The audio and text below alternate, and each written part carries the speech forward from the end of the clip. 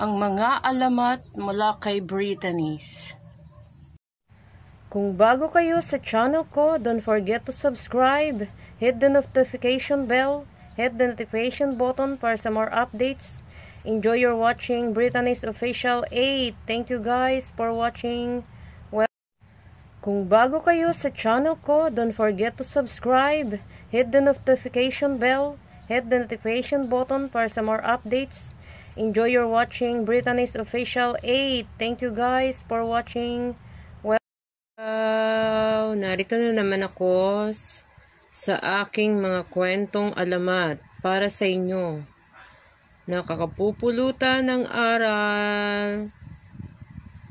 Enjoy your watching and listening. Ang alamat na ito ay tungkol sa mga langgam na kung saan sa panahon ng kagipitan ay mayroon silang maaasahan, nag-iimpok habang maaga para pagdating ng tag-ulan sila ay mayroong makakain. Ang alamat ng langgam. Sa isang malayong bayan ay may isang mag-anak na sobrang masipag. Mula ama hanggang sa ina at mga anak ay makikitang magtatrabaho sila pagsikat pa lang ng araw. Marami ang naiinggit sa samahan ng mag-anak dahil lahat ay nagtutulungan. Ang kasipagan ng lahat ng miyembro ang dahilan kung kaya naman kapansin-pansin ang tuwina ay masagana nilang ani. Sa kabila ng masaganang buhay ay hindi kitaan ng pagod ang mag-anak. Habang gumaganda ang kanilang kabuhayan ay lalo silang sumisipag.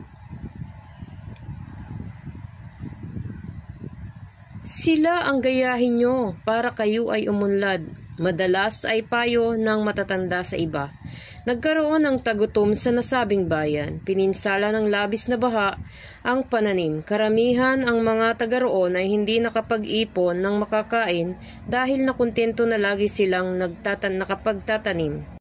Lang at mabuti ang loob ng masisipag na mag-anak. Hinati nila sa mga kababayan ang mga pagkaing inipon nila. Walang masama na maging handa tayo sa mga panahong hindi inaasahan. Anang ama ng pamilya. Maging aral sana sa ating lahat ang pangyayaring ito. Napakayabang mo naman! Wika ng isang lalaki na minasama ang narinig. Nakapagbigay ka lang. Ay kaunti ay ang dami mo nang sinabi. Wala naman akong intensyong masama. Ibig ko lang pare-pareho tayong maging handa sa panahong pagsubok. Ang sabihin mo ay mayabang ka dahil kailangan naming umasa sa inyo. Diin ng lalaki. Natigil lamang ang diskusyon ng namagitan ng isang matanda. Sinabi nito na mas kailangan nilang magkasundo kaysa mag-away. Hindi inakala ng lahat na magbubunga iyon ng trahedya. Nainsulto ang lalaki na dahil makitid ang isip, binalak gumanti.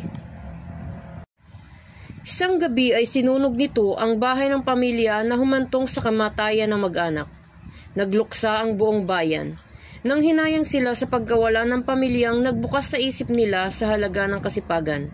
Ilang buwan makaraang mailibing ang mag-anak, dalawang matandang dumalaw sa nasunog na bahay. Agad ay napansin nilang isang grupo ng maliliit na insektong namamahay sa isang bahagi ng bakuran. Nakalinya ang mga ito at bawat isa may dalang butil na inipon sa tirahan nila.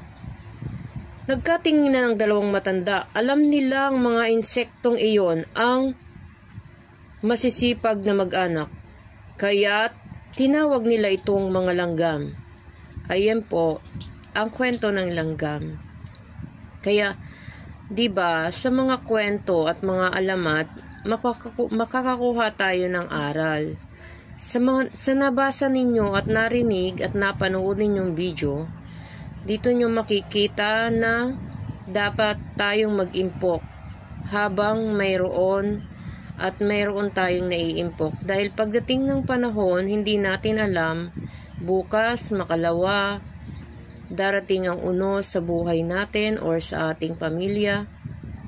Kahit paano, mayroon tayong naimpok. At huwag tayong maging masama sa ating kapwa. Bagkos ay atin silang unawain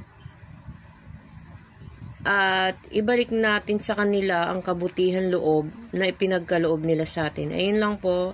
Salamat sa inyong panonood sa aking mga kwento. Hanggang sa muli.